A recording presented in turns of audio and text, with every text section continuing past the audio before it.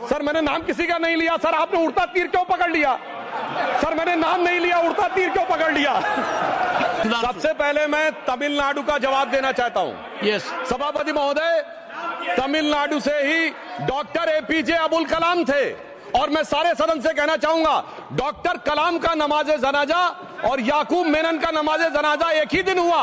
कितने लोग याकूब मेनन के नमाज जनाजा में गए और कितने डॉक्टर कलाम के नमाज जनाजा में गए? डॉक्टर कलाम मेमोरियल पे कितने लोगों की फोटो है? दिखाएं मुझे, सोशल मीडिया पे पोस्ट की हो। मगर अफजल हालात का मारा था आपके एक मंत्री का ऑफिशियल ट्वीट है, वो इस सदन के सदस्य नहीं तो मैं नहीं बोल रहा हूं।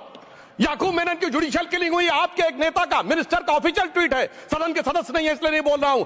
और सर 26/11 आरएसएस ने कराया, सदन के सदस्य बैठे हुए हैं।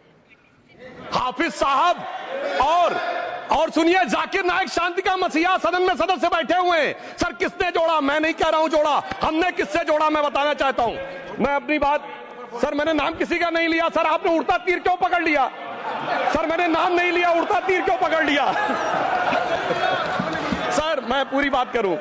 सर मैं कहना चाहता हूं, हमारी सोच मुस्लिमों के बारे में और इनकी सोच में क्या अंतर है।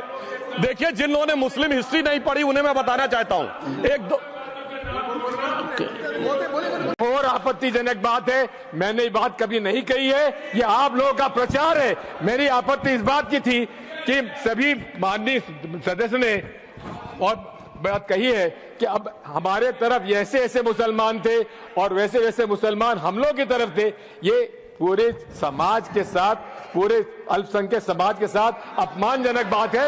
और माननीय सभापति महोदय, आप बताइए, माननीय गृह मंत्री जी, आप वहां पर जब गृह मंत्री थे, जब दंगे हुए थे तो आप लोगों का क्या रोल था, ये जन जाहिर है। जन जाहिर minister stigmatizing a whole community is objectionable. Oh. And what is worse?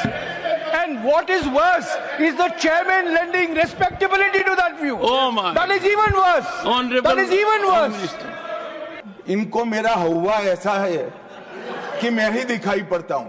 आपकी सुनिए, अब सुनिए ना, दिग्विजय सिंह सुनिए, 1 मिनट सुनिए।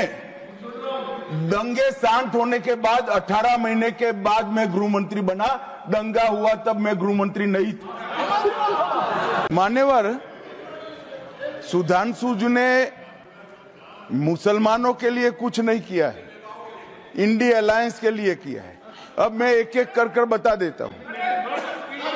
अरे सुनो ना भाई, आप सुनो तो। अरे दिग्विजय सिंह सुनिए, मैं खड़ा हूं ना अपने पैर पर। मान्यवर सुधांशु जी ने कहा इशरत जहान, यही एनसीपी पार्टी ने इशरत जहान के घर पर जाकर रुपयों का इनाम भी दिया था और उसको शहीद बताया था। दूसरा कहा अतीक अहमद किस पार्टी से थे? इंडिया अलायंस की। दूसरा कहा अंसारी किस पार्टी से? कांग्रेस और इंडिया अलायंस के। ये सारे नाम आपके साथ जुड़े हैं भाई।